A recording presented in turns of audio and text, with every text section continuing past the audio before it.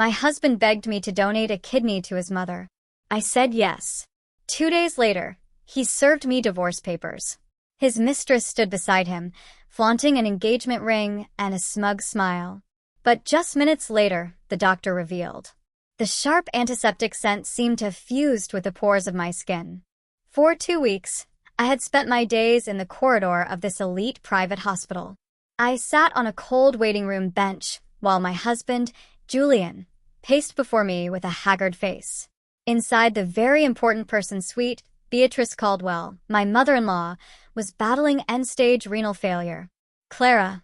Julian's voice shattered the silence, pulling me from the abyss of my thoughts.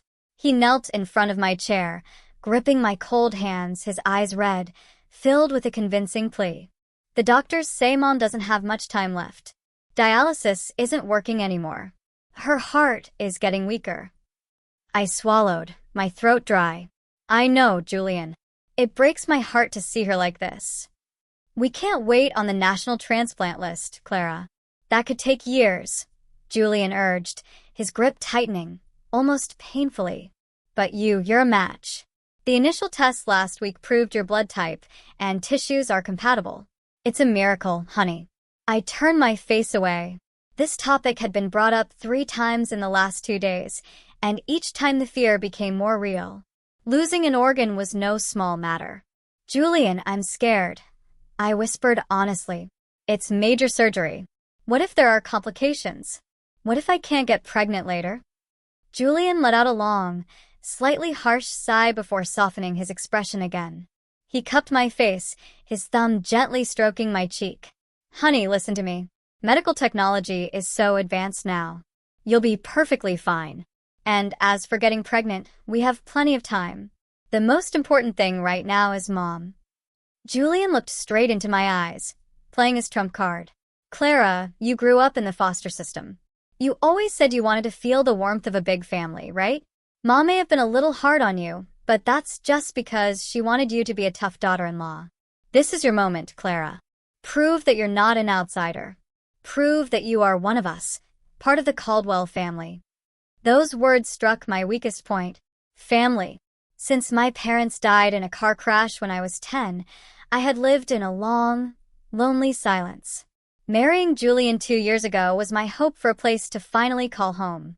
However, Beatrice Caldwell had never truly accepted me because of my modest background, a stark contrast to Julian's family, who were respected textile magnates. If I do this, my voice trembled. Will your mom really accept me? Of course. Julian beamed as if a 1,000-ton weight had just been lifted from his shoulders. He kissed the back of my hand repeatedly. You will be the savior of this family. Mom will love you like her own daughter. I promise, Clara, I will take care of you for the rest of my life. We will be so happy after this. The promise sounded so sweet, so intoxicating. Starved for affection, I finally gave a slow nod. All right, Julian. I'll donate my kidney to your mother. A triumphant smile flashed across Julian's face, though only for a second before he pulled me into a tight hug. Thank you, honey. You won't regret this. I returned the hug, unaware that behind my back, Julian's gaze was not one of love, but of someone who had just closed a difficult business deal. This desperate yearning for acceptance and belonging, exploited by Julian's manipulative appeal to Clara's foster care history, is a classic example of vulnerability exploitation.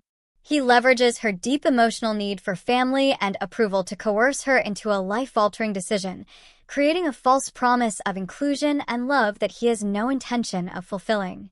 The administrative process moved with lightning speed, as if Julian and the hospital had prepared everything, only waiting for my yes. The night before the surgery, I sat in a very important person administration office. Before me was a stack of medical consent forms. Julian sat beside me while a notary and a junior surgeon waited. This is standard procedure, Mrs. Caldwell, the young doctor said, his voice wrote. A statement that this donation is voluntary, without coercion, and without material compensation. I skimmed the documents, my eyes catching clauses about the risk of death and long-term complications. My hand trembled as I held the pen. Signed here, honey. Julian pointed to the line at the bottom. And here. Oh, one more. This is an emergency rights waiver form. What's this? I asked, pointing to the last page where the print was tiny, almost illegible. It's just a formality in case of a force majeure situation in the operating room, Julian explained quickly. For example, if there's a technical issue, the doctors have full authority to make the best decision for the safety of the international organ. Physically and mentally exhausted from the series of pre-op tests, I didn't argue. I just wanted this to be over. I wanted to see Beatrice's proud smile. I wanted to feel like I belonged. With a deep breath, I signed my name. The black ink dried, sealing my fate. The next morning, I was lying on a gurney, dressed in a faded green surgical gown. I was wheeled down the long corridor toward the central surgical unit. The fluorescent lights on the ceiling streaked above me, making me dizzy. In front of the operating room doors, Julian held my hand one last time. "I love you," Julian whispered. "We'll be waiting for you in the recovery room. After this, we'll take that vacation to Europe. Just the two of us." "You promise?" I asked weakly, the pre-op sedative starting to take effect. "I promise," Julian replied. He kissed my forehead. The kiss felt warm, the only warmth I felt in the chill of the hallway. The automatic doors slid open. I was pushed inside. The air was much colder here. The rhythmic beeping of the heart monitor was the only music. The anesthesiologist placed an oxygen mask over my face. "Countdown from 10, Mrs. Caldwell." The doctor's voice sounded distant. 10, 9, 8. In the final haze of my consciousness, I prayed, "God, please protect me. Let this sacrifice be the glue that holds my family together." Then darkness consumed me. The pain was nothing like I had imagined. It wasn't just an ache. It was a fire burning in my left side. Every breath felt like the stab of a knife. I blinked, trying to adjust to the harsh light in the room. I had expected to see Julian's worried face, or maybe a large bouquet of flowers, but the scene that greeted me was starkly different. I was in a standard triple occupancy ward. The walls were a dull cream color. There was a water stain on the ceiling. Beside me were two other patients, separated by a grimy curtain. The sound of coughing from the next bed was heartbreaking. Why am I here? I thought, confused. Julian said I would be in the very important person suite next to his mom. I tried to reach the nurse's call button, but my hand was too weak. I felt my left side, which was wrapped in a thick bandage. My kidney was gone. I had done my part. The door opened. It wasn't a nurse, but a group of people that made my heart pound and then stop altogether. Julian entered first. He was wearing a tailored suit, his hair slicked back. A nurse pushed a wheelchair. In it sat Beatrice Caldwell. The old woman's face was still pale, but her eyes shone with a sharp, frightening energy. And beside Julian stood another woman, tall, beautiful, wearing a striking maroon dress. Her hand was wrapped intimately around Julian's arm. "Julian," my voice was a mere rasp, my throat aching. "Mom? Why am I in a public ward? Was the surgery a success?" Julian didn't answer.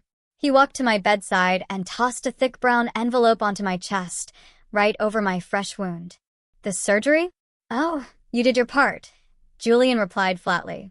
There was no more honey, no more term of endearment. His voice was as cold as ice.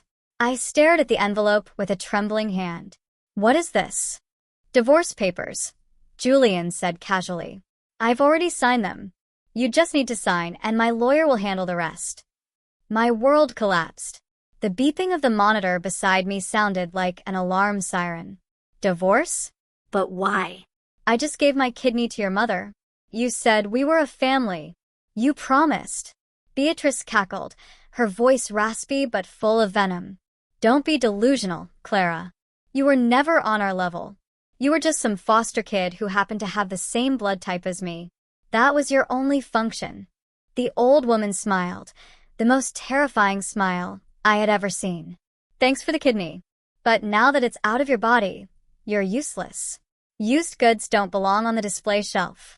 Tears streamed down my face, soaking the stiff pillow. The pain from my incision was nothing compared to the agony ripping through my chest. I looked at Julian, searching for a trace of the man who had proposed to me. Julian, tell me this is a lie. I sobbed. You love me, right? The woman in the red dress beside Julian let out a small, cruel laugh. She raised her left hand, showing off a large, glittering diamond ring on her finger. Hello, Clara. Do you remember me? The woman asked. I squinted through my tears. Tiffany. Tiffany was Julian's ex-girlfriend from college. Julian never loved you, darling, Tiffany said, stroking Julian's shoulder. He married you because I was busy in Paris, and his mother happened to need a spare part, a healthy one. We planned this ever since his mom was diagnosed a year ago. As soon as you agreed to donate, your role was over. Now I'm back, and we're getting officially engaged. Julian nodded without a shred of guilt. Tiffany is pregnant with my child, Clara. A boy. A true heir to the Caldwell family. We need our status to be clear. So sign the papers and get out of our lives. You're monsters, I hissed, my anger rising through my despair. I'll go to the police. I'll sue you. On what grounds? Julian sneered. You signed a voluntary, uncoerced donation agreement. Legally, we're clean. And for the divorce, I'll give you a $10,000 settlement. Enough to rent a shabby studio until your wound heals. $10,000. I screamed hysterically, ignoring the searing pain in my side. You took a part of my body and threw me away like trash for $10,000. Take it or leave it, Beatrice snapped. Let's go, Julian. Tiffany, the air in this ward reeks of poverty. I don't want my new kidney getting contaminated. They turned to leave, abandoning me in my shattered world. I felt my spirit leaving with their footsteps. I had been used, operated on, and discarded in less than 48 hours. Doctor. Just as Julian reached for the doorknob, the door swung open with force.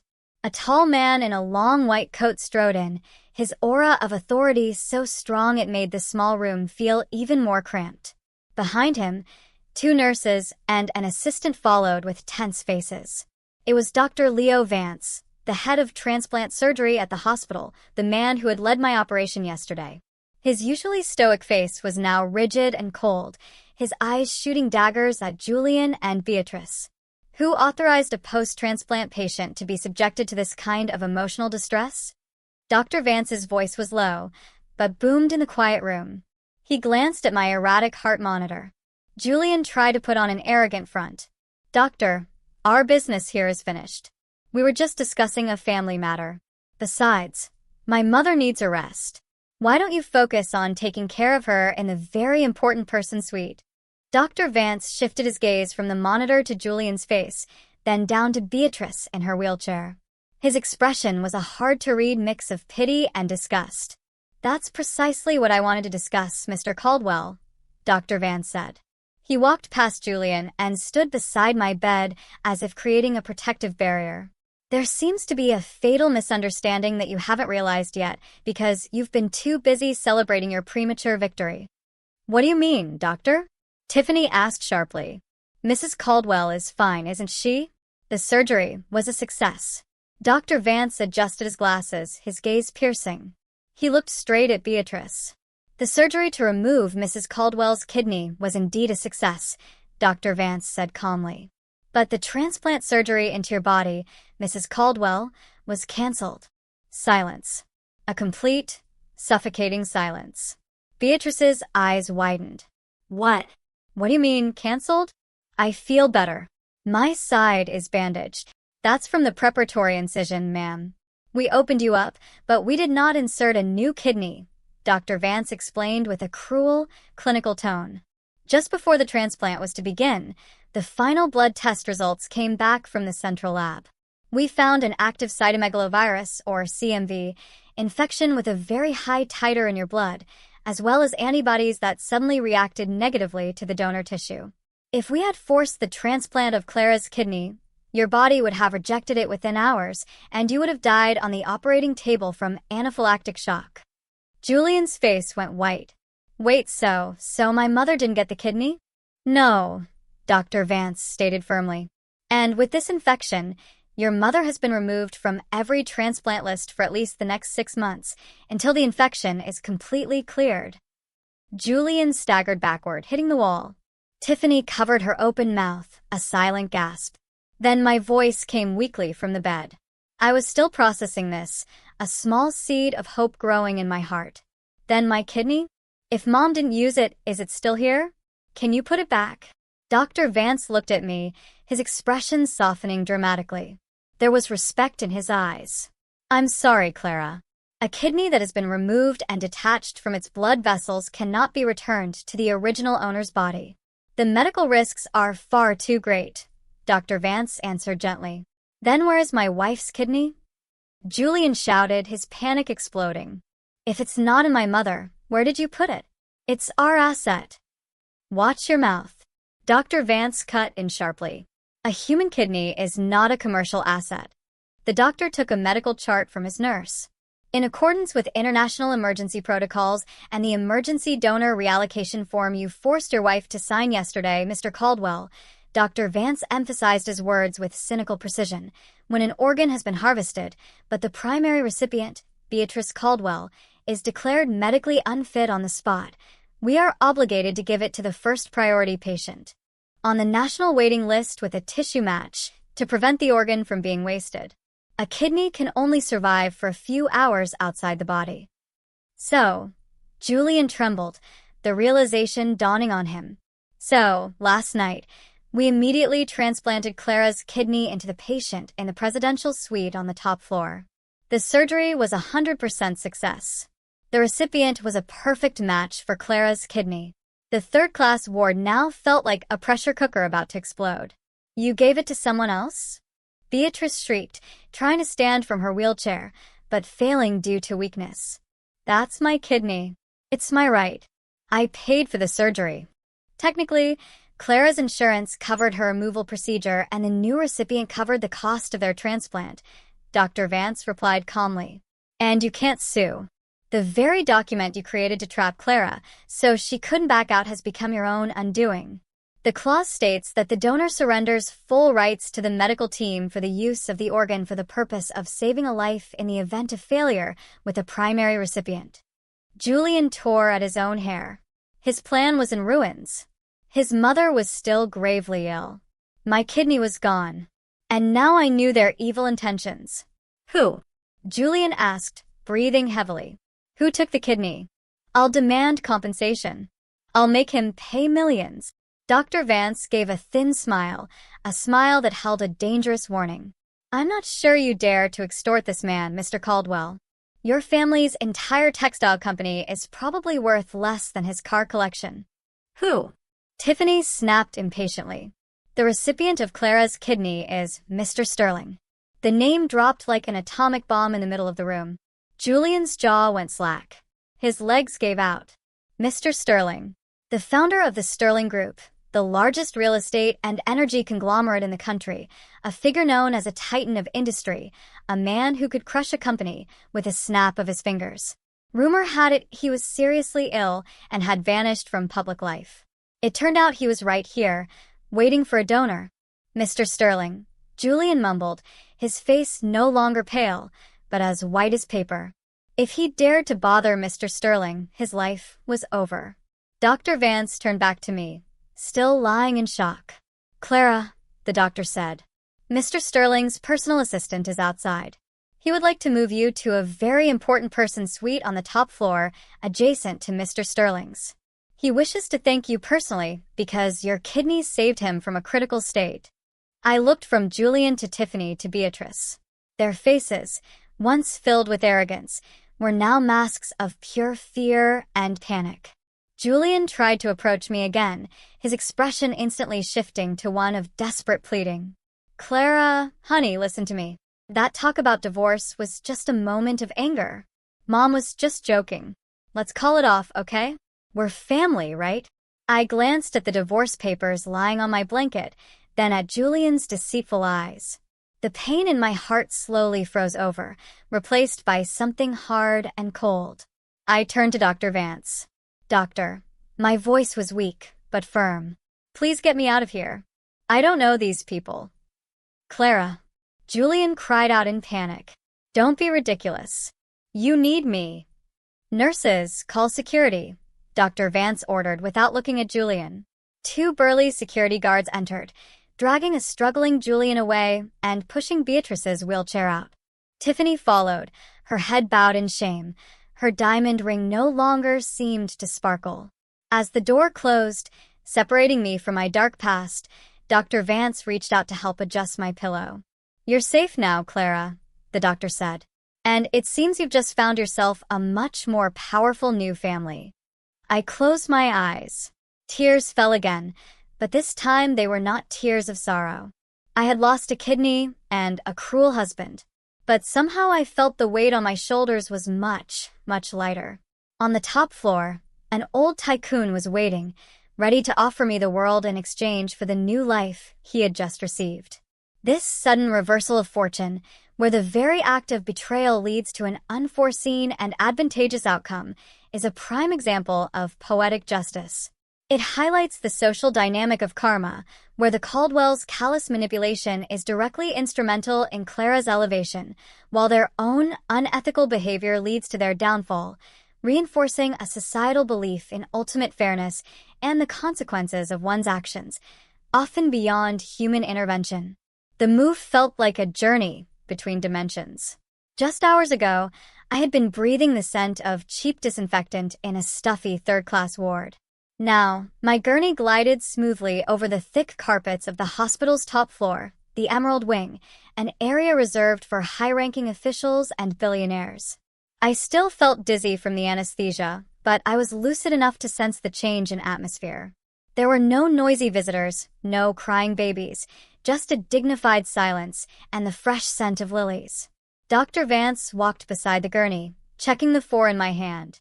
On the other side walked a middle-aged man with sharp Asian features in a perfect black suit. The man introduced himself as Mr. Chen, Mr. Sterling's chief of staff. Your room is ready, Mrs. Caldwell, Mr. Chen said with formal, precise English. The chairman has instructed that you receive care equivalent to his own. All costs, from the surgery to post-operative recovery, have been covered by the Sterling Group. The gurney was pushed into a suite. The room looked more like a luxury apartment than a hospital room. There was a living area with a leather sofa, a small kitchenette, and a massive glass window displaying a panoramic view of the Manhattan skyline. As the nurses transferred me to the plush electric bed, my tears began to fall again, not from physical pain, but from the agonizing contrast. My own husband, the man who swore before God to protect me, had thrown me into a squalid ward after taking my organ. Meanwhile, a stranger I had never even met was treating me like a princess because of a medical coincidence. Why? I asked softly to Mr. Chen, who stood politely at the foot of the bed. Why are you being so kind? I was just a coincidental donor. Mr. Chen bowed respectfully. His face was stoic, but his eyes held genuine sincerity. To you, it may be a coincidence, ma'am, but to Mr. Sterling, your kidney is a second chance to see the sunrise. In our world, a debt of life is the most expensive debt of all, and Mr. Sterling always pays his debts in full. Mr. Chen placed a new smartphone on the bedside table. Your old phone was destroyed by Mr. Caldwell while you were in surgery, according to a nurse's report. This is a replacement. My contact number and that of our legal team are already programmed in. If your ex-husband or his family attempts to come within 100 yards of you, press the emergency button. Our security team will handle the rest. Handle it? I asked hesitantly. Ensure they do not disturb your rest by any means necessary, Mr. Chen replied calmly. Dr. Vance finished checking my vitals monitor. He looked at me with a rare, faint smile. Rest, Clara. Your wound needs time to heal. But remember, physical healing is easy. The hard part is healing this. He pointed to his own chest. Don't let them win by seeing you broken. That night, for the first time in my 2-year marriage, I slept without the anxiety of being scolded by my mother-in-law or ignored by my husband. In that quiet luxury, a seed of courage began to grow in my fractured heart. A week passed. My physical condition improved rapidly thanks to first-class nutrition and a team of specialists monitoring me around the clock. But the outside world kept spinning. That morning, Mr. Chen entered with a stern-faced man carrying a leather briefcase. "Mrs. Caldwell, allow me to introduce Mr. Fletcher, the head of Mr. Sterling's personal legal division. He is here to assist with your civil matters." I sat up, leaning against the pillows. Civil matters? Mr. Fletcher opened his briefcase. "The divorce papers Mr. Caldwell threw at you. We have studied them." Mr. Caldwell's lawyer, whose competence is questionable, pushed for the divorce to be finalized as quickly as possible on the grounds of irreconcilable differences.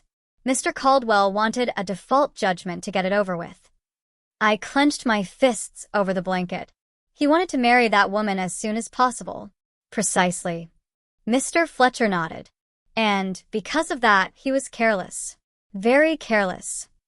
Mr. Fletcher presented a thick document. "Mr. Caldwell and his mother were convinced you were a naive woman who understood nothing about the law. During your 2-year marriage, Mr. Caldwell often had you sign various company documents under the guise of administrative paperwork for the director's wife." I nodded. He said it was for tax purposes. I just trusted him. Mr. Fletcher smiled grimly, the smile of a predator who had found easy prey. "Mr. Caldwell used your name to register property assets and majority shares in 2 of his textile subsidiary companies. The purpose was asset protection. If his main company went bankrupt or was sued by a bank, these assets would be safe because they weren't in his name," he thought. "Because you were an obedient wife, these assets would remain under his control." My heart began to race.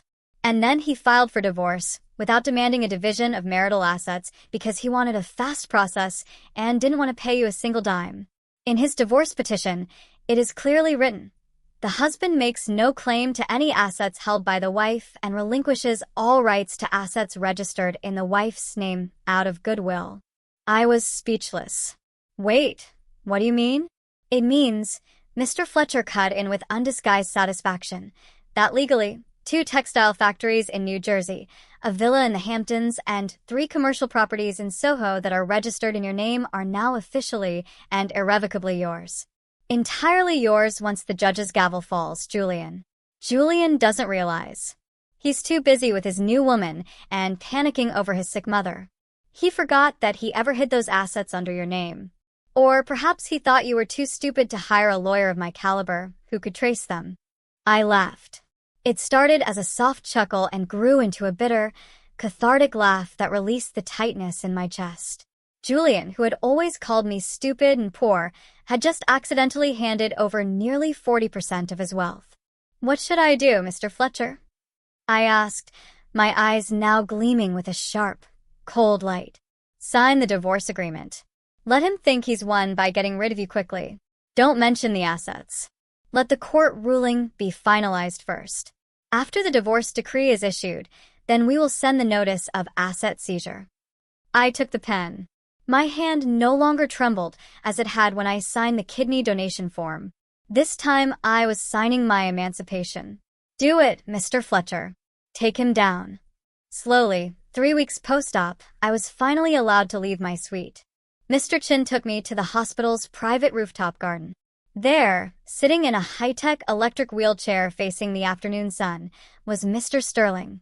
The man was around 70, but his aura of power was still palpable, though his body looked thin after the surgery. He wore silk pajamas with a thick blanket over his legs. "Come closer, child." Mr. Sterling's voice was deep and commanding, yet it held a grandfatherly warmth. I approached slowly, feeling awkward in the presence of one of the richest men in America. "Good afternoon, sir." Mr. Sterling turned his wheelchair. His face was stern, etched with sharp lines, but his eyes studied me with a profound intensity. "Don't call me sir. Call me Grandpa or Conrad if you're not comfortable yet," he said. He pointed to the chair next to him. "Sit." After I sat, he stared at me for a long moment. "So, you're the woman who gave half her life for a devil, but God diverted it to me." I didn't have a choice at the time. I answered honestly. "We always have a choice, Clara. But you chose to sacrifice because you longed for love." Mr. Sterling cut in, his words sharp but not hurtful. "I've read your file. Grew up in the system. Fought on your own, then manipulated by the Caldwells. You remind me of my granddaughter, who passed away 10 years ago. She also had a heart that was too soft. Mr. Sterling sighed, his gaze distant. Listen, Clara, your kidney is working in my body. Every time I take a piss, every time my blood is cleansed of toxins, it's because of you. The doctors say I might have another 10 or 15 years. That is precious time for me to settle my legacy. I'm glad you're well, sir, I said sincerely. Fletcher tells me you've agreed to take your ex-husband's assets. Good. That's the first step, Mr. Sterling said. But wealth alone isn't enough. You need teeth. I frowned. Teeth. This world is cruel, child. Good people like you get eaten alive if you don't have teeth. The money from Julian's assets will run out if you can't manage it. What's your plan? Open a bakery? Get married again? I was silent. I hadn't thought that far ahead. I'll offer you a deal, Mr. Sterling continued. You gave me life. I will give you the world, not just money, but the power to defend it. I will educate you, make you a respected businesswoman. I will train you until you can stand in front of your ex-husband and see him as an ant, not a giant. Mr. Sterling held out his wrinkled but strong hand. Be my granddaughter. Become part of the Sterling family. But the conditions are tough. You can't be a crybaby. You have to study hard. You have to kill the old Clara. That meek, subservient doormat. What do you say? I looked at his hand. I remembered Beatrice's sneer, Tiffany's laugh, Julian's betrayal. If I returned to the world as the old Clara, I would just be trampled on again. I took Mr. Sterling's hand. My grip was firm. Teach me, Grandpa. Teach me how to destroy them. Mr. Sterling smiled broadly. Now that's the spirit I was looking for. Welcome to the family, Clara. 6 months flew by, time moving at a different pace for me.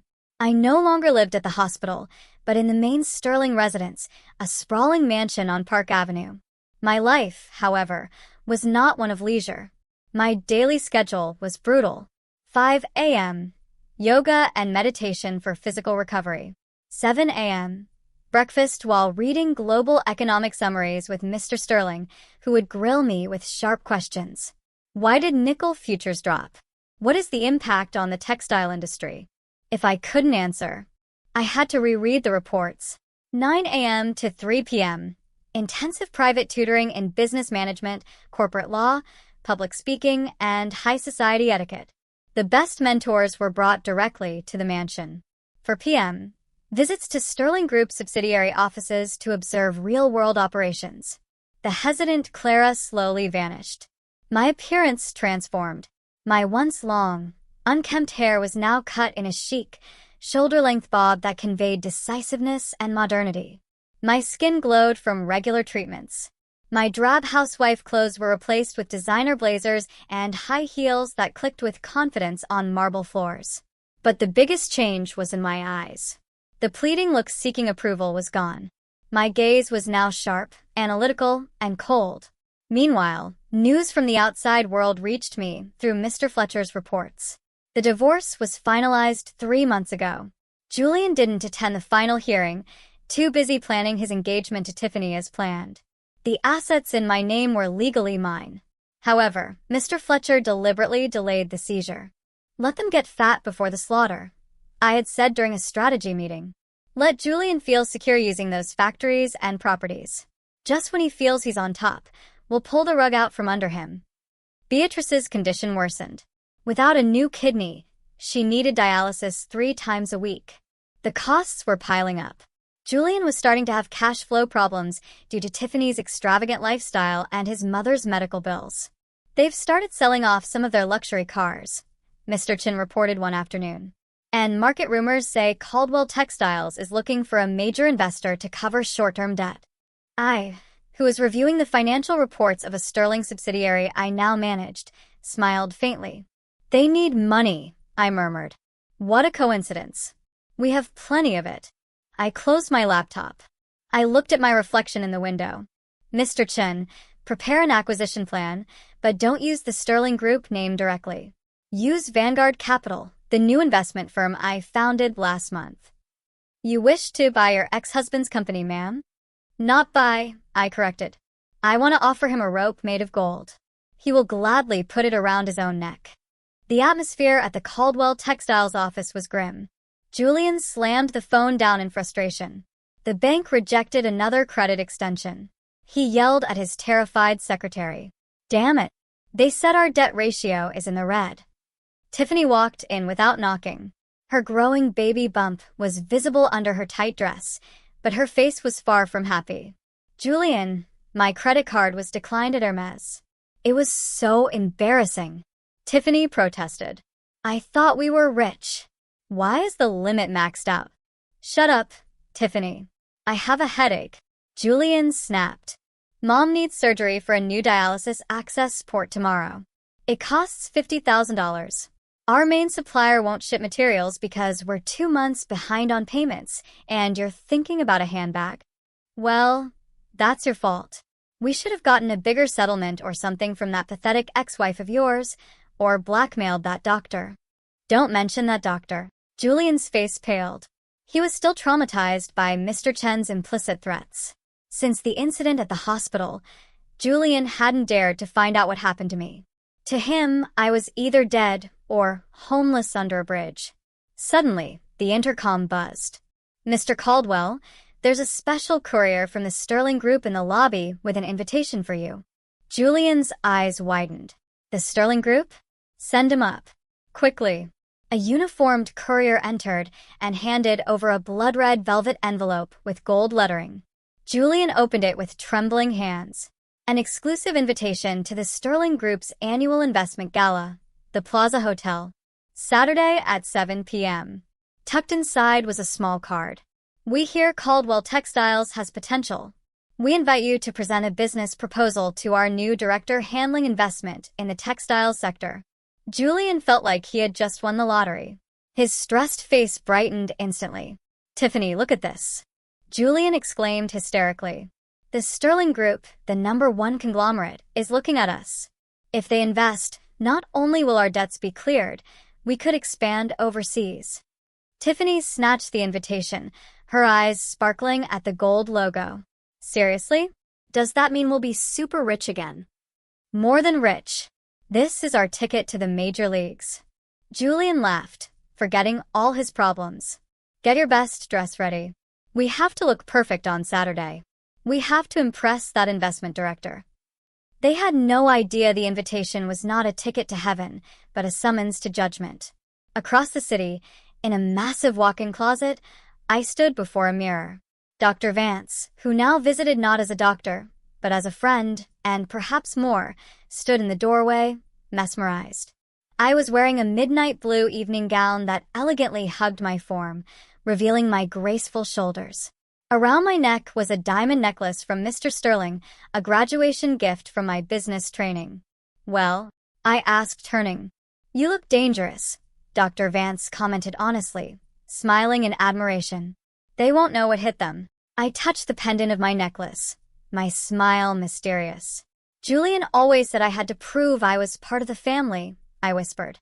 Tonight, I'm going to show him the true meaning of family. A family that protects its own and destroys anyone who hurts its members. I picked at my clutch. Inside wasn't powder or lipstick, but a flash drive containing asset data and evidence of Julian's fraud, ready to be displayed on a giant screen if necessary. Let's go, Doctor. The show is about to begin. The grand ballroom of the Plaza Hotel that night was a sea of luxury. A giant crystal chandelier cast light onto the diamond jewelry worn by the wives of tycoons and politicians. Soft jazz music mixed with the clinking of champagne glasses. Julian walked in with his chin high. Tiffany on his arm in a flashy red dress, too flashy for an event of this class, which favored subtle elegance. Julian felt confident. His rented tuxedo fit well, and his pocket was full of new business cards. Look at them, Julian, Tiffany whispered, her eyes darting around the room. That's the owner of Asia Bank. And over there, oh my God, that's the Secretary of Commerce. We're really in the big leagues. Calm down, honey. Don't look so provincial, Julian chided, though his own heart was pounding. Remember our goal? We find the investment director from Vanguard Capital. His name wasn't on the invitation, but he's the key to saving our company. They took drinks from a passing waiter and tried to mingle, but the response was cold. The business elite would give a polite nod and then turn their backs. The aura of new money and desperation radiating from Julian and Tiffany was palpable to the business predators in the room. Suddenly, the lights dimmed. A spotlight hit the main stage. Mr. Sterling, the legend who had been rumored to be on his deathbed, appeared at the podium in his wheelchair. He looked far healthier than the rumors suggested. The room erupted in applause. "Good evening, friends." Mr. Sterling's voice was deep and charismatic. "Many rumors said I was finished, but as you can see, I'm still here, and that is thanks to an angel who gave me a second chance." Mr. Sterling smiled, his eyes scanning the crowd until they stopped at one point. Not on Julian, but past him. "Tonight, I want to introduce the future face of the Sterling Group, the person I have entrusted to lead Vanguard Capital, our newest subsidiary, which will inject funds into the nation's creative and textile industries.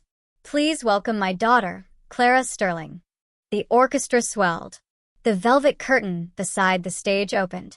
Julian choked on his drink. The glass in Tiffany's hand slipped, shattering on the marble floor and drawing the attention of those nearby. But Tiffany didn't care. Her eyes were wide, as if they were about to pop out of their sockets. The woman descending the stage steps was breathtaking. She wore a midnight blue gown that perfectly draped her slender frame. Her hair was styled in a sleek bob, and her face was adorned with natural makeup that highlighted her strong features. It was Clara. The wife Julian had thrown away. The daughter-in-law Beatrice had insulted. But this Clara was different. She walked with a straight back, her gaze sweeping the room with dominance, not fear. She stood beside Mr. Sterling, took the microphone, and began to speak in fluent, measured English. "Thank you, Conrad." My clear voice resonated throughout the ballroom. "Our vision at Vanguard is to empower hidden potential. We are looking for partners who are honest, resilient, and have integrity." Julian felt his feet were nailed to the floor. Cold sweat trickled down his back. "That can't be Clara, the orphan. She's using the Sterling name," Tiffany hissed, her face pale with envy and fear. "Julian, we have to go. She's going to kill us." "Don't be stupid." Julian grabbed Tiffany's arm. His cunning mind was already spinning, overriding his shame. "This is an opportunity. She's Clara, my wife. She must still have feelings for me. If she's the one holding the purse strings, this will be even easier. She's a weak woman, Tiffany. I know how to handle her." After my speech, I descended from the stage and was immediately surrounded by business leaders, a buzzing swarm of admiration and interest. Julian pulled Tiffany along, rudely pushing through the crowd. "Clara," Julian called out, his voice a little too loud, desperate. I stopped. I turned slowly. The crowd parted. I looked at Julian and Tiffany. There was no anger in my eyes, no sadness, just a blank stare, as if looking at strangers who had wandered into the wrong room. "I'm sorry, sir." I tilted my head, feigning forgetfulness. "Julian. It's me, Julian. Your husband. I mean, your ex-husband." Julian stammered, his smile stiff. "And this is Tiffany. We were invited." "Ah." I nodded curtly, as if just remembering the name of a long-gone maid. "Mr. Caldwell of Caldwell Textiles. I've read the proposal that reached my secretary's desk. Drastically declining company performance, high debt ratio, and pending legal issues." Julian fell silent, his face turning red with public humiliation. But I continued, a thin, cold business smile on my lips. "Vanguard Capital is professional. We evaluate numbers, not the past. If you want to talk business, come to my office on Monday morning. Don't bring personal matters." I turned, my gown swishing as I walked away, escorted by Dr. Vance, who shot a sharp glare at Julian before leaving. Julian stood frozen. He had just been utterly dismissed, yet also given a sliver of hope. "See," Julian whispered to Tiffany, his breath ragged. "She still wants to see me. She still cares. We're going to get that money." The luxurious Caldwell family home now felt gloomy. Several expensive paintings were missing from the walls, sold to cover monthly operational costs. The central air conditioning was turned off to save electricity, making the air inside feel stuffy and damp. In the master bedroom, now converted into a makeshift hospital room, Beatrice lay weak. A portable dialysis machine rented at a high price hummed in the corner. "Julian," Beatrice called, her voice raspy. Her once plump body was now emaciated, just skin and bones darkened by uremic toxins. Julian sat on the edge of the bed, feeding his mother bland porridge. "Yes, Mom? It hurts so much, Julian. My bones feel like they're breaking," his mother moaned. When? "When can I have another surgery? Have you found a donor? I heard there are brokers who can find one in China." Julian sighed heavily. "It costs $2 million, Mom. We don't have that kind of money right now. The company's assets are frozen by the bank. Just sell that bitch Clara's assets." Beatrice snapped, her sudden anger making her heart monitor beep rapidly. "The properties, the factory in Jersey, they're in her name, but it's our money. Sell them." Julian bit his lip. He didn't dare tell his mother that the hasty divorce he filed had cost him any legal claim to those assets. If he told her now, she might die of a heart attack. "We're working on it, Mom. The bureaucracy is complicated," Julian lied. "What about the gala yesterday?" Beatrice asked hopefully. "Did you meet the investor?" Julian glanced at Tiffany, who was playing on her phone on the sofa. Tiffany rolled her eyes, bored with her nagging mother-in-law. "I did, Mom," Julian replied. "Her name is Clara Sterling, Mr. Sterling's adopted daughter." "Clara?" Beatrice's eyes widened. "You mean your ex-wife, Clara? That useless orphan?" "She's rich now, Mom. Very rich, and she agreed to meet with me tomorrow to discuss an investment." Beatrice laughed, a dry, frightening sound. "Good. Good. I knew she was a fool. She must still be in love with you, Julian. You're handsome, charming. She must regret divorcing you. Use that. Reduce her. If you have to, tell her to donate her other kidney, or just ask for her money to buy a new one for me." "Yes, Mom," Julian said placatingly, though he had his doubts. Clara's look at the party had been anything but loving. But Julian had no other choice. He had to believe his own delusion. "Mom, don't worry. Tomorrow I'll make her sign the contract. We'll be on top again." In the corner, Tiffany snorted softly. She got up and left the room, secretly texting someone. "Get the fake documents ready. If Julian gets the money, we're out of here the day after tomorrow." Monday morning, Sterling Tower. Julian arrived alone. He wore his best remaining suit and carried a briefcase filled with a doctored financial report. He was directed to the 40th floor, the executive level. The conference room had glass walls with a direct view of Central Park. At the head of a long mahogany table, I sat in a high-back director's chair. To my right was Mr. Chin, and to my left, Mr. Fletcher, the lawyer, along with several analysts. I didn't stand to greet him, merely gesturing for him to sit in the chair opposite me, a position that made him look small and intimidated. "Please, Mr. Caldwell. I only have 20 minutes, I said without pleasantries. "Clara, Miss Sterling." Julian smiled nervously. "Thank you for seeing me. I was shocked by your transformation. You look incredible." "The financial report." I cut in coldly. Julian hastily pulled out his files. "As you can see, Caldwell Textiles is experiencing a temporary cash flow problem due to global market conditions, but our fundamentals are strong. We need a capital injection of $15 million for debt restructuring and working capital." Mr. Chin took the file, flipped through it briefly, and then tossed it back onto the table as if it were trash. "This report is garbage, Mr. Caldwell," Mr. Chin said flatly. "We've already conducted our own independent due diligence. Your company is effectively bankrupt. Your bank loans are in default. Your vendors haven't been paid. And we found embezzlement of operational funds into a personal account under the name Tiffany." Julian's face went pale. That's slander. Where did you get that data?" "We know everything," I interjected. I leaned forward, locking eyes with him. "But Vanguard Capital is a risk-taking firm. I see potential in your assets. Your factory land is in a strategic location. I pushed a thick contract across the table. We are prepared to inject $15 million, enough to pay off the banks, the vendors, and perhaps your mother's medical bills. Julian's eyes glittered with greed at the number. Really? What are the conditions? Sign here, Mr. Fletcher instructed.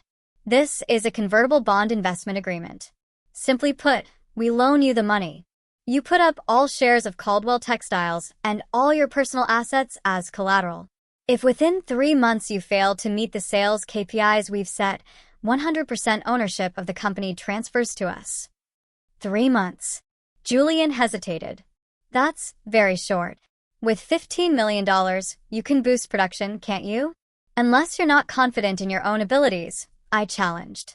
Or you can walk away empty-handed and watch your mother get evicted from the hospital. Julian swallowed hard. He was cornered. He was sure he could turn the money around. He was sure he could manipulate the sales reports later.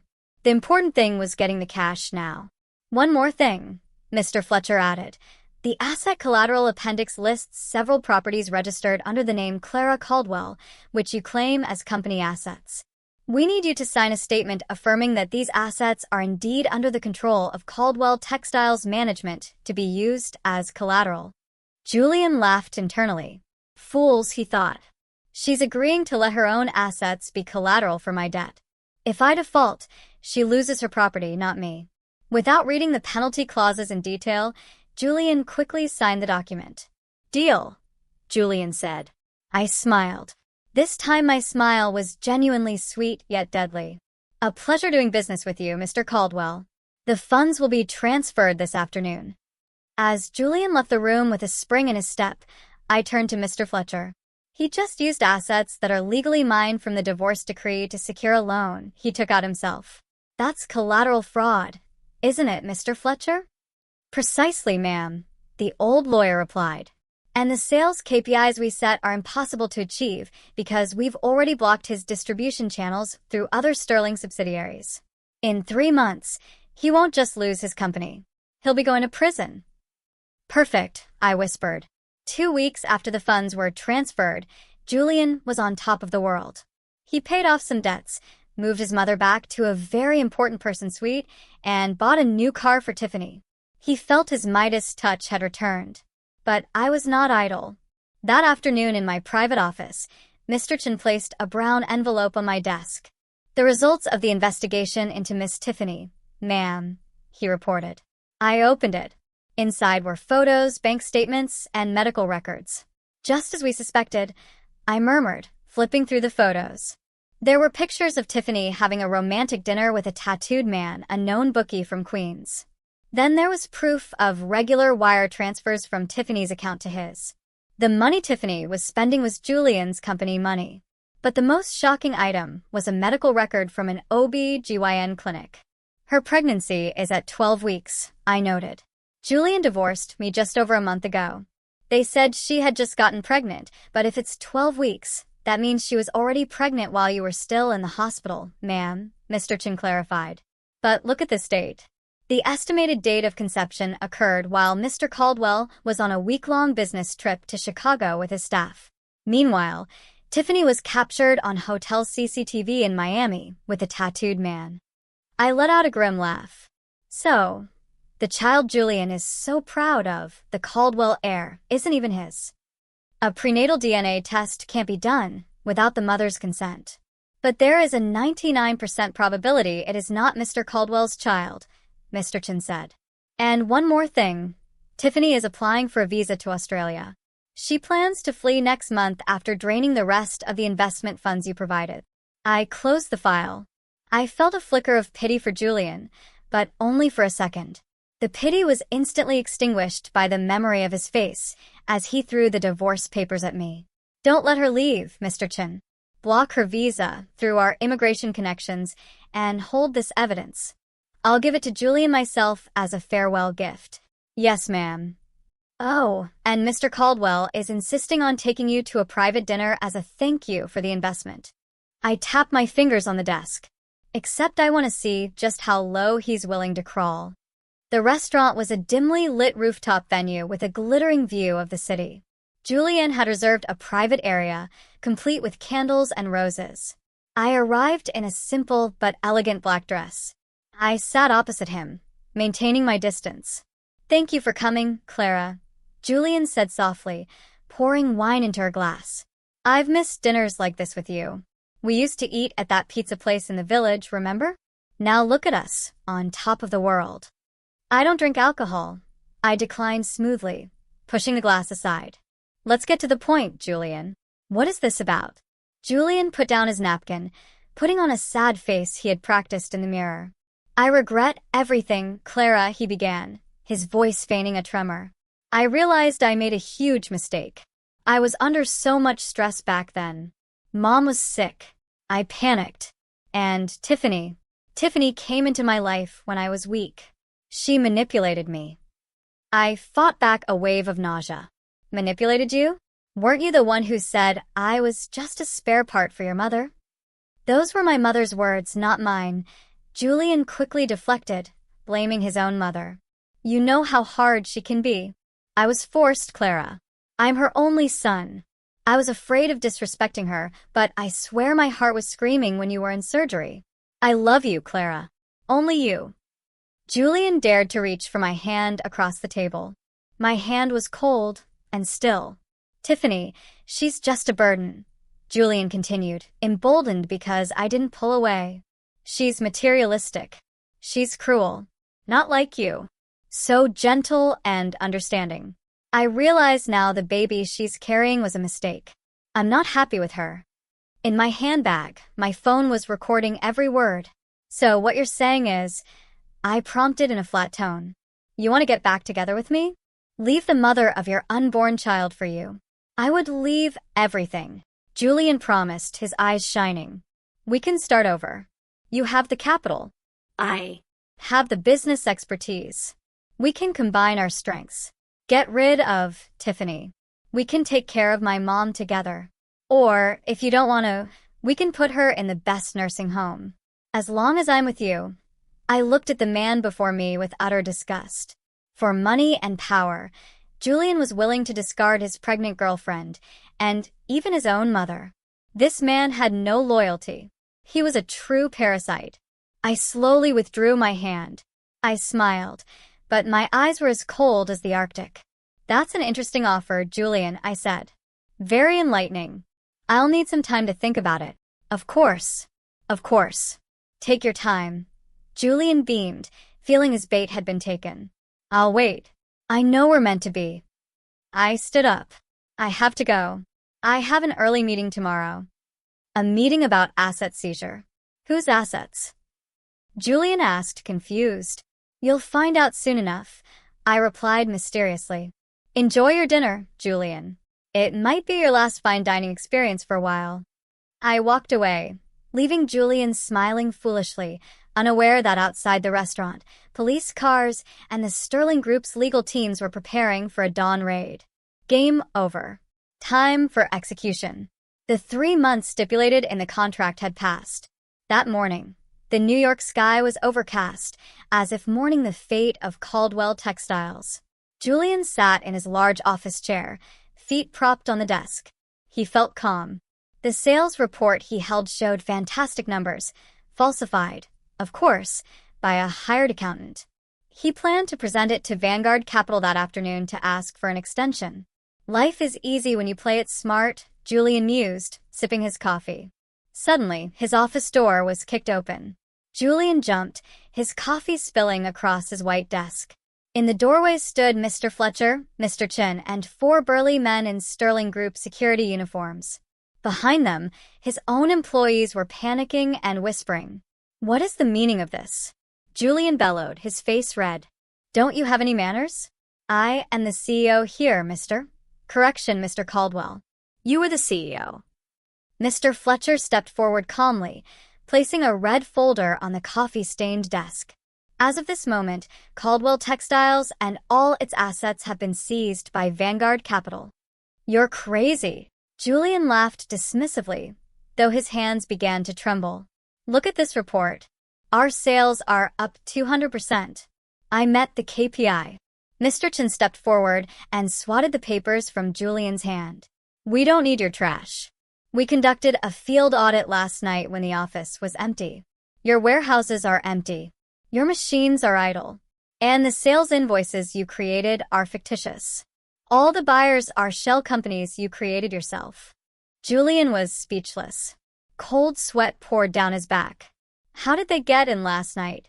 You are in breach of Article 4 of the investment agreement regarding data manipulation, Mr. Fletcher continued, his voice as cold as a judge reading a death sentence. As per the penalty clause, 100% of the company's shares now belong to us, and you are required to vacate the premises within 10 minutes. Wait, you can't do this. Julian tried to negotiate, his tone becoming desperate. We can talk about this. Clara, where's Clara? She'll understand. Miss Sterling is on her way to the hospital to visit your mother, Mr. Chen replied. She is waiting for you there to settle the remaining accounts. What remaining accounts? Mr. Fletcher smiled thinly, producing another document. You used personal assets, namely commercial properties and a factory in Jersey as collateral. Correct. Unfortunately, those assets legally belong to Ms. Sterling as per the finalized divorce decree. By using property that was not yours to secure a corporate loan, you have committed felony collateral fraud. Julian's eyes widened in horror. His legs gave out, and he collapsed back into his chair. It was a trap. Clara had said it from the very beginning. She let him use her assets as collateral, so he could be criminally charged.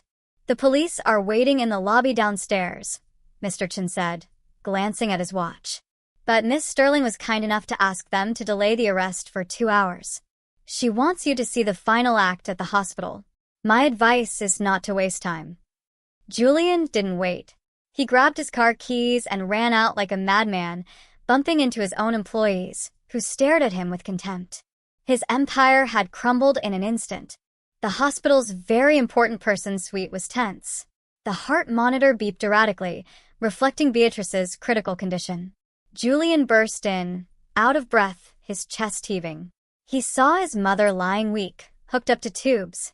On the sofa, Tiffany was frantically stuffing jewelry and Julian's luxury watches into her Louis Vuitton bag. What are you doing? Julian yelled, snatching the bag. Are you trying to run? Let go, Julian. Tiffany shrieked. Your company is gone. Your credit cards are all dead. I have to save myself and my baby. Our baby. It's our baby. Whose baby? A cold voice from the doorway cut through their argument. I stepped in. I wore a simple white dress, looking like an elegant angel of death. Behind me, 2 bodyguards closed and guarded the door, ensuring no one could leave. Beatrice whispered weakly, her eyes welling up as she saw her former daughter-in-law. Help me. I'm sick.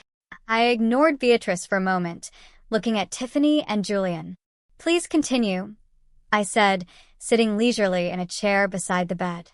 Julian, you said our baby. You should probably see this. I tossed the brown envelope, the PI file, onto the floor at Julian's feet.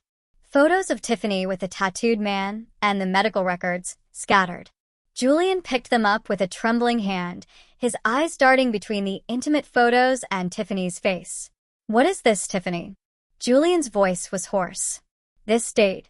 I was in Chicago. Tiffany was silent, her face pale. Checkmate. And this? I pointed to the medical record. Your blood type is B, Julian. Tiffany's is O. But the fetus has a genetic marker that is only possible if the father has type A blood. Just like the tattooed man in the photos. Poor Julian. Julian roared.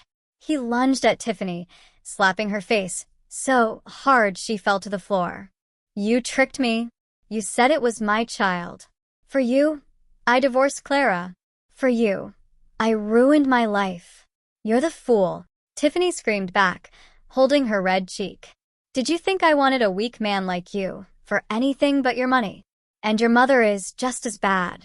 A miserable old hag. I'm sick of taking care of her. Enough. My voice stopped the chaos. I took out my phone and connected it to the room speakers. Tiffany, you think you're a victim here? Why don't you listen to what your fiancé had to say about you just 3 days ago at dinner with me? I pressed play. Julian's voice filled the room, crystal clear. Tiffany, she's just a burden. She's materialistic. She's cruel. The baby she's carrying was a mistake. We can put my mom in the best nursing home as long as I'm with you. The silence that followed the recording was far more painful than any shouting. Beatrice turned her head stiffly toward Julian, tears rolling down her wrinkled cheeks. Her precious son, the one she had always defended, the one for whom I was sacrificed, had been planning to dump her in a nursing home. Julian, Beatrice sobbed. You were going to throw me away. Julian shook his head frantically, backing away. He was trapped between the two women he had betrayed. No, Mom. That was just a tactic. It was just a line to get Clara to give me money. A tactic. I stood up, my face a blank mask. No, Julian, that is your true nature. You will sell anyone to save yourself. You sold your wife for a kidney. You sold your girlfriend for money. And you sold your mother for your own comfort. I looked at the three of them, broken and in ruins. This is the family you were so proud of. Backstabbing, deceiving, and discarding one another. Enjoy the hell you've created for yourselves. Tiffany, realizing her position was lost, saw her chance while Julian was distracted. She grabbed her bag and tried to run past the guards. I gave a hand signal. The police in the lobby would handle Tiffany on charges of embezzlement reported by Mr. Chen. Now only Julian was left, collapsed on the floor, crying like a child, and Beatrice, whose breathing was becoming shallow. I walked toward Beatrice's bed. Clara. Beatrice's thin, dry hand tried to reach for mine. Her skin was cold. Forgive me. I was wrong. I was so wrong. Come back, child. Be my daughter-in-law again. Help me. Ask Mr. Sterling for a donor. He must have connections. The sight was pathetic.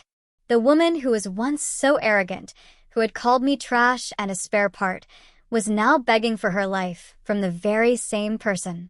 Julian crawled over, hugging my legs. Clara, please, Clara. Mom is dying. I'll go to prison. I'll do anything, but please help my mother. You're a good person, right? You're an angel, aren't you? I looked at Beatrice's hand and then slowly, firmly pushed it away. I did once donate my kidney, Beatrice, I said softly. But I did it because I thought I was donating it to my mother. My own mother, who is gone, never asked for anything from me. But she gave me unconditional love. I leaned close to Beatrice's ear. You are not my mother. You are the woman who told her son to divorce me while I was still bleeding in recovery. You didn't see me as a human being then. You saw me as an object. Clara, please.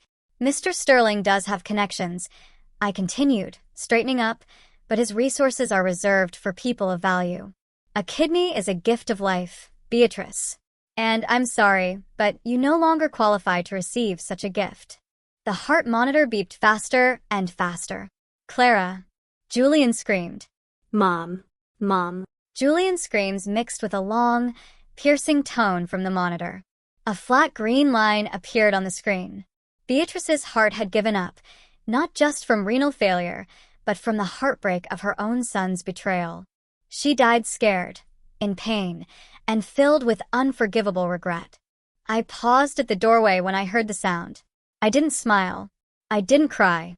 I just took a long, deep breath, as if releasing a heavy weight that had been chained to my feet. I stepped out, leaving the room now filled with Julian's ragged sobs. 2 days after Beatrice's death, the funeral was desolate.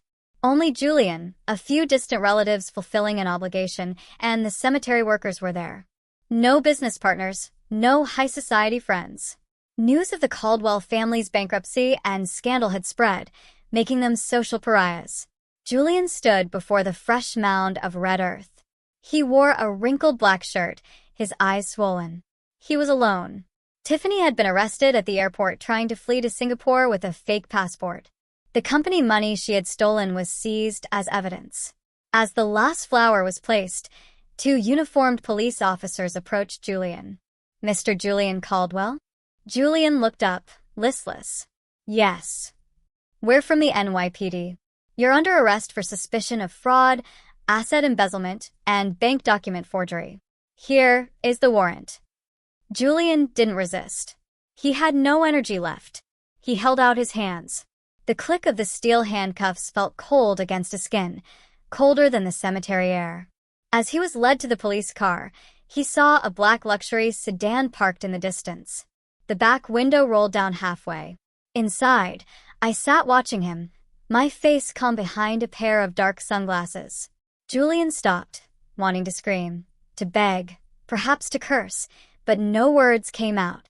He realized this was all a harvest of the seeds he had sown. He had traded a diamond for a stone. He had thrown away a woman of true worth for a fake. I raised the window. The car drove away, leaving Julian to be pushed into the back of a police cruiser on his way to the iron bars that would be his home for the next 10 years. In his jail cell that night, Julian curled up on the hard floor. There was no soft mattress, no air conditioning, no one to comfort him. The image of my smile from before all this madness began flashed in his mind.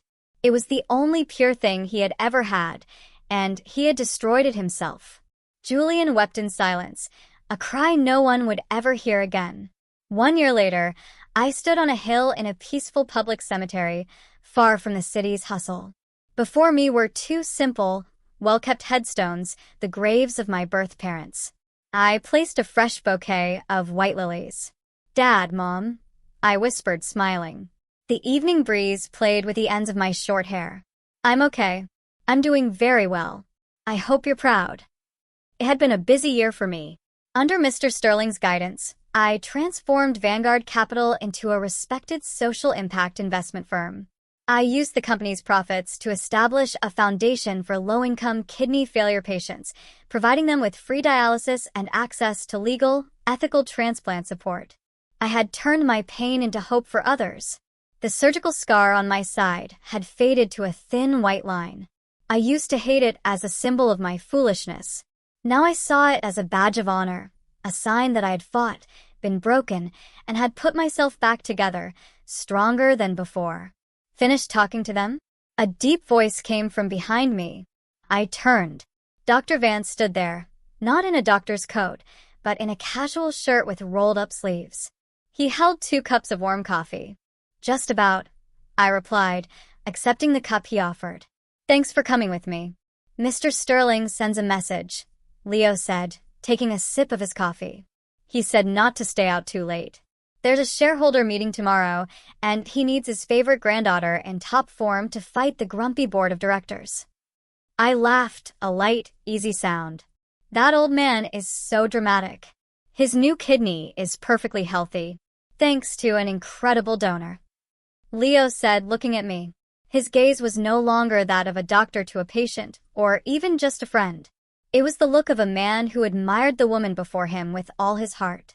"You know, Clara, I've always been amazed by you. Not because you're a CEO now, but because you didn't let revenge turn you into a monster like them." I looked at the sky, which was turning a golden orange. "Vengeance is exhausting, Leo. I took back what was mine. I taught them a lesson. The rest is up to God and the law. I have a new life to live." Leo nodded. He gathered his courage and shifted his hand, his fingers brushing against mine. "Well then, maybe in between your busy new life, there's room for dinner. Not a business dinner. A date." I looked at his hand, then into his eyes. I thought of Julian and the trauma of my past. But then I saw the sincerity in Leo's eyes. The man who had saved me, who had stood by me at my lowest, and who had patiently waited for me to heal. I didn't answer right away. I turned my hand over and intertwined my fingers with his. "How do you feel about a hot dog from a street cart?" I asked, a playful smile on my lips. "No fancy rooftop restaurants?" Leo laughed, his face bright with relief. "A hot dog? It's a date. I know the best spot in the city." They walked side by side down the cemetery hill, leaving the shadows of the past behind them. Ahead, the sun was setting beautifully, promising that tomorrow it would rise again, brighter than before. Clara Caldwell was gone. Long live Clara Sterling. In the intricate dance of betrayal and revenge, Where the scales of justice are tilted by power and influence, can true redemption be found in personal triumph, or only in using that triumph to uplift others?